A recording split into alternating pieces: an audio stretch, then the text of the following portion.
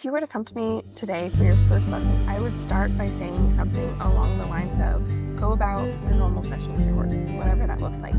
To which you might respond, do you want me to ride my horse first? Or should I put a saddle on if normally I ride bareback?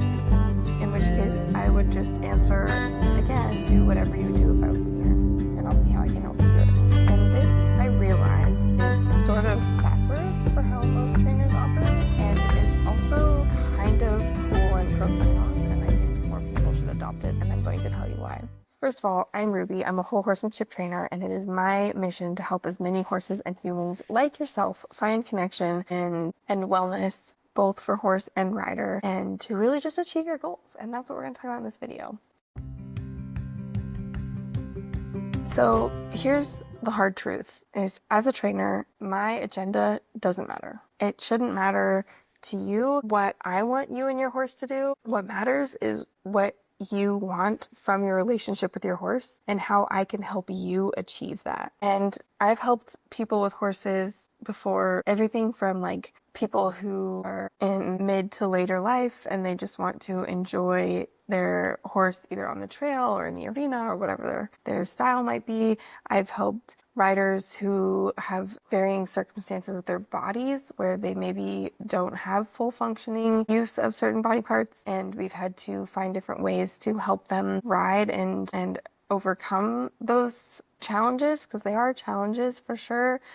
I've helped riders that really just like want to ride bareback, or some riders that actually don't even want to ride at all and they really just want to connect with their horse and build their relationship on the ground, and everything else you can possibly probably imagine. And so I have found in all of that, working with all of these different people with all of these different circumstances and goals and outcomes, that my agenda really doesn't matter. And the one caveat I will put on that is, if I have a client who is truly mismatched with their horse, which I have had before, clients that have a horse that is either dangerous for them or that their goals are truly not aligned with what this horse is capable of for any particular reason, I will say that, and I will hopefully help them find a horse that is a better fit. However, in most cases, you have found your horse because you already are a fit with them in one way or another. And once we're there, it really doesn't matter what I think you should do with this horse. What matters is what your desire is for this relationship with this horse and how I can help you get there. So,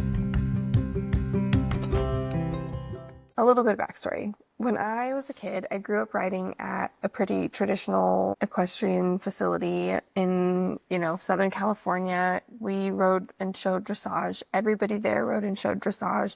The trainer was the definitive authority on all things, as they are in most barns. And we all just kind of like went with the program. And when I started, I didn't even know what dressage was. It wasn't like I had opted into this program because I wanted to ride dressage specifically. I was 9 years old. I didn't know what I was doing. But once you're in, you just kind of go with whatever program is laid out for you by the trainer. And you always just kind of defer to the authority of that trainer. And that's considered normal. But as I was getting older and more curious, I was becoming drawn to these trainers that had really different perspectives and approaches to the trainer that I had grown up with. And I didn't have any issues with my trainer, that she is fantastic and taught me so much, and I wouldn't change a single thing. But I just had this kind of like curiosity about what else is out there and how else could this be done. And I started to seek out these other trainers, and I would sometimes kind of fall into this kind of pit of like consuming as much as I could of their information, their books, their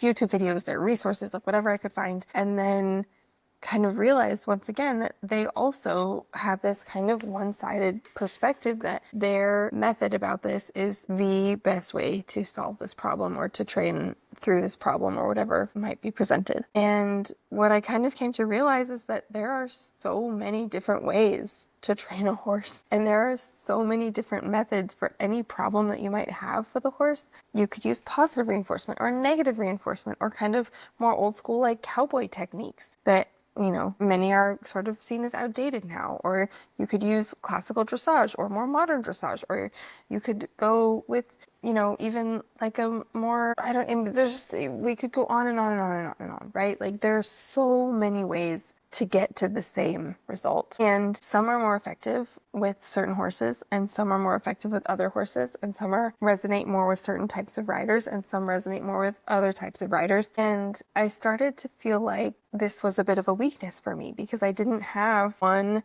niche particular method or answer to my own training philosophy. And then I kind of realized one day that this was actually a strength because I am able to help a much more broad variety of riders and horses in their very broad variety of goals because I'm not trying to pigeonhole my training philosophy or perspective to fit on one perspective, one outcome.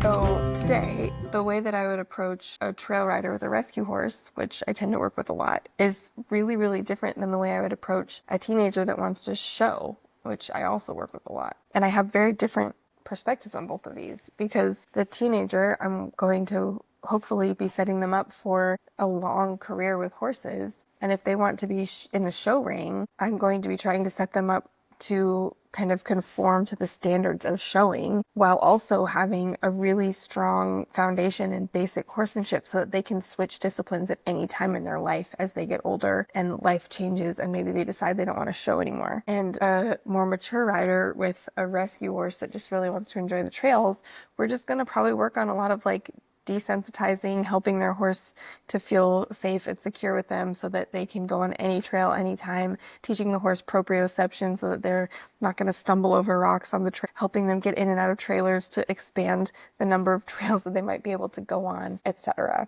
And I just really now at this point in my life see my goal, my job as your trainer is to help you achieve whatever it is that you are looking to achieve with your horse that you already have or the horse that you're looking for. And we can do this through a whole range of modalities. We can use training, groundwork, riding, tack fit, nutrition, conditioning. We can go into horse psychology. All of these things, they all go together to create this amazing, beautiful outcome, which is your journey with your horse. And that's what I do. So if you have any interest in such things, please check out the link to my website below and you can find some various ways to work with me. And I hopefully can help you find what works for you and your horse and help you to achieve your goals. So particularly if you feel in any way kind of like you don't fit kind of the normal system or the normal program, check me out because maybe I can help you and let's see what we can do. And until next time, make sure to hug your horse for me.